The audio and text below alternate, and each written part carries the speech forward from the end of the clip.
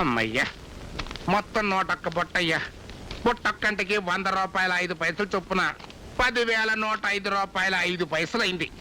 కూలోడు charge 50 రూపాయల 5 పైసలు. 50 రూపాయల 5 పైసలా?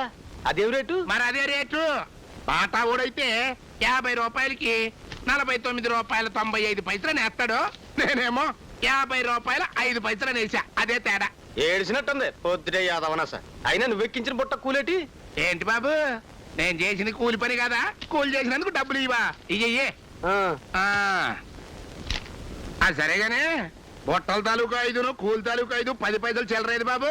ఎల్లవా, ఆ మాత్రం డిస్కౌంట్ కూడా ఇవ్వండి. ఇదేమన్నా కోపటెక్స్ అనుకుంటున్నావా డిస్కౌంట్లు రిబేట్లు ఇవ్వడానికి? ఇయ్యే.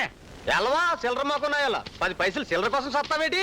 ఇస్తాలే రేపు. అమ్మా, రేపా? ఒక్కసారి ఆడేముందో చూడు. మీ అమ్మాయి ఒరి నాయను, ఈ ఊళ్ళో మూతి మీద మేసం వచ్చిన ప్రతి మగాడికి కొట్టు కూర్చున్న నా కూతురు ఫేసే తప్ప కొట్టు కట్టిన బోర్డు కనపట్లేదు. అటు కాదు, ఆ పక్కన చూడు.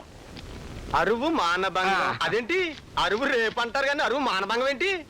రేపుకు తెలుగు పదం అదేనో. అరువు పెట్టమంటే మానభంగం చేసినంత పాపం. తితి మిగతా 90 పైసలు ఏంటే, నీ ముష్టి 10 పైసల కోసం 90 పైసలు తిరిగిమంటావా?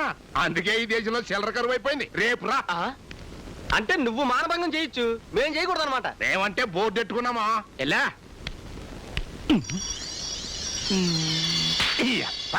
నీ ఏగజాతి నాశనం అయిపోవాలి. నువ్వేంటే అట్ట బెల్లం గడ్డంగా సోత్తాకుంటావో? ఈగలు బెల్లం తినిపోతుంటాను తోలొచ్చు కదా.